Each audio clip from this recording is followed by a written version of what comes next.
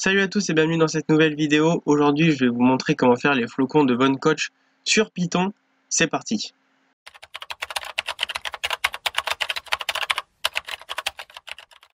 Ok, alors pour commencer, les flocons de Von Koch, qu'est-ce que c'est? C'est des dessins répétitifs, ça fait partie de la famille des fractales, donc c'est des dessins qui se répètent indéfiniment. Donc aujourd'hui, je vais vous montrer comment les faire sur Python avec la bibliothèque Turtle, qui est une bibliothèque qui permet de dessiner sur Python. Donc pour commencer, on va venir initialiser notre crayon. Alors, ils appellent ça Turtle, mais c'est le crayon. Et donc on va l'appeler T pour que ce soit plus simple dans la suite du programme, surtout quand on aura un gros programme à la fin. Je vous montrerai d'autres programmes après. Là, on est sur un programme qui est assez simple, mais après, ça va être un petit peu plus compliqué. Donc on va l'appeler T pour que ce soit plus simple et pour toutes les instructions en fait qu'il y a après.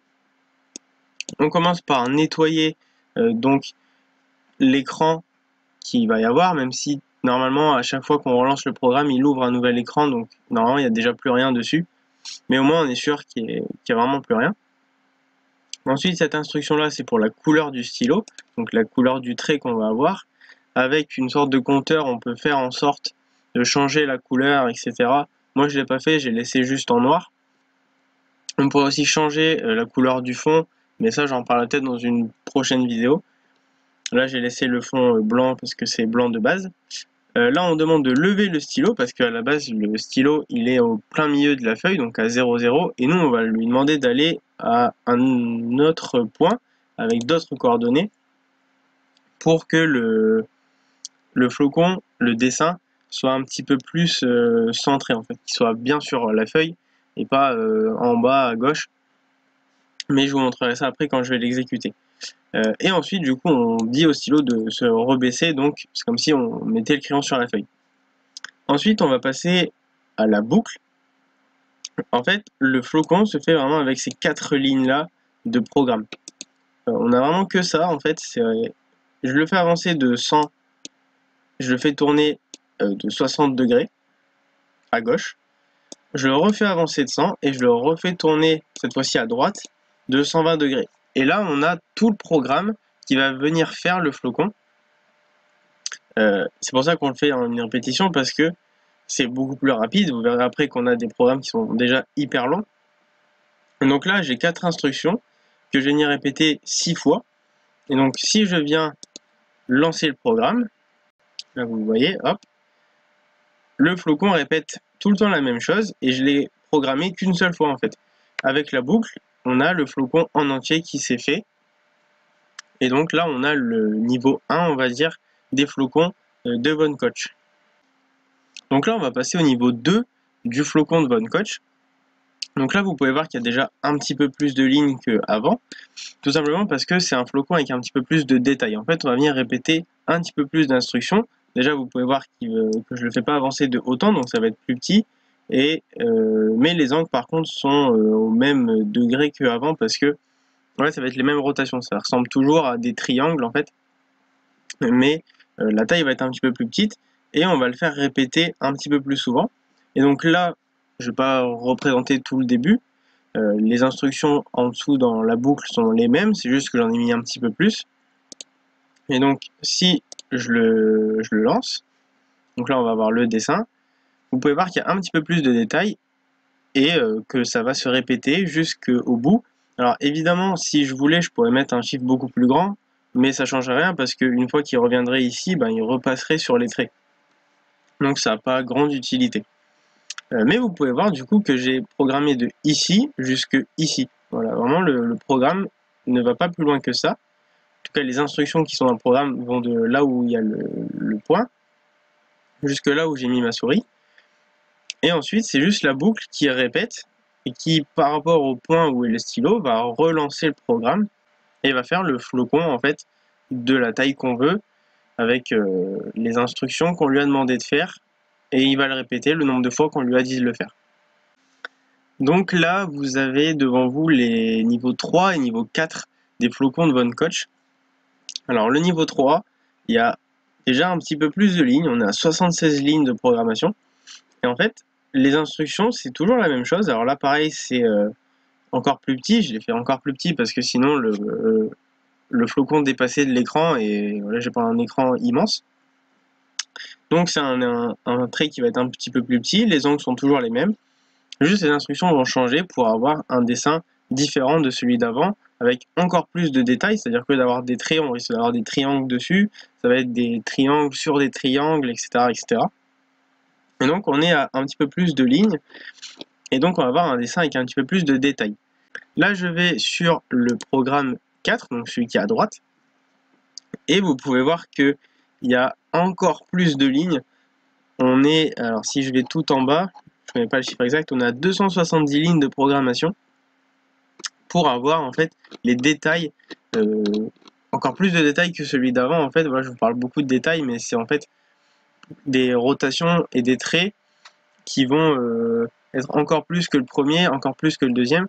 J'avais trouvé sur internet qu'il y avait un niveau 5, alors j'appelle ça niveau 1, 2, 3, 4, mais c'était pas écrit vraiment 1, 2, 3, 4, 5. Moi je les trouve, je les appelais comme ça parce que voilà, c'était de plus en plus compliqué à faire, mais voilà, c'est pas officiellement appelé niveau 4, etc.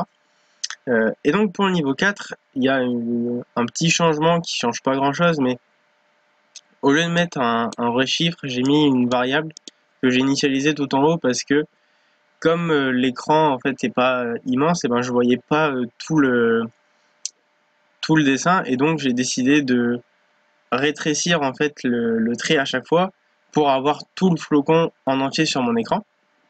Et donc je vais vous le montrer, je sais pas si j'irai jusqu'au bout parce que ça risque d'être un petit peu long. Donc je vous mets ça en plein écran et vous voyez que alors les traits sont très petits et ça fait beaucoup de détails. Voilà, c'est un petit peu long à faire, donc je pense qu'il y aura un petit accéléré après. Mais pareil, en fait, ça va programmer, enfin j'ai programmé la partie qui commence ici jusque la partie, alors j'attends que ça arrive à ce point-là. Donc je suis arrivé jusqu'ici, voilà. En fait, j'ai programmé de là à là, donc il y a quand même pas mal de lignes pour faire tout ça, parce que ça fait des petites rotations à chaque fois. Il y en a énormément, c'est pas mal de détails. Et donc je le fais boucler 6 fois, comme les autres, pour avoir le programme en entier, et avoir le flocon, du coup, qui fait une boucle complète.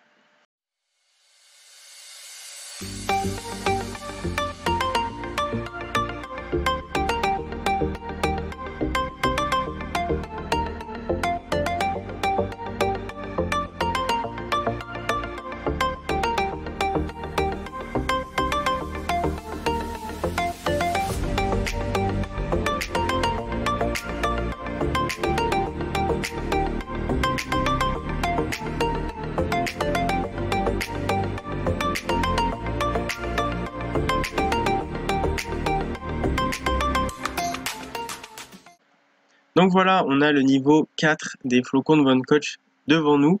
Alors c'était un petit peu long à tout faire en fait, parce que c'est des petits traits. Mais je suis vraiment content du résultat. Comme j'ai dit juste avant, il y avait un niveau 5 que j'avais trouvé sur internet, mais qui était beaucoup trop détaillé. Et là déjà j'avais 270 lignes de code. Ça aurait été vraiment super long à programmer et je voyais même pas bien les détails en fait sur l'écran, sur le site en tout cas que j'avais. Donc j'ai décidé de pas le faire. J'espère que ça vous aura plu, j'espère que ça aura peut-être aidé certains d'entre vous. Pour le programme, en fait, c'est pas très compliqué. Vous prenez le programme de base que j'avais fait et à chaque fois vous réessayez. Je vous invite vraiment à réessayer, à le programmer vous-même. En fait, ça vous permet d'apprendre un peu la rigueur et de faire attention à programmer tout ça parce que c'est vraiment important de faire des tests quand on programme, de pas tout programmer 200 lignes de code et puis dire à la fin que ça fonctionne pas. Voilà, programmer pas par pas, faire des lancements du programme. Là par exemple pour faire du dessin, vous programmez 4 lignes de code et à la fin de vos 4 lignes, vous lancez votre programme pour voir si ça fait ce que vous vouliez. Si c'est le cas, vous relancez 4 lignes de code, vous reprogrammez 4 lignes de code en dessous et vous voyez si ça fonctionne, si c'est ce que vous vouliez. Et si ça fonctionne pas, vous pouvez voir où est-ce qu'est votre erreur en fait. Ça vous arrivera pas quand vous lancerez tout et que vous aurez fait 200 lignes de code. Après, il faudra trouver où est l'erreur. Et donc, c'est pour ça que c'est vraiment important de vérifier son travail, tout ça.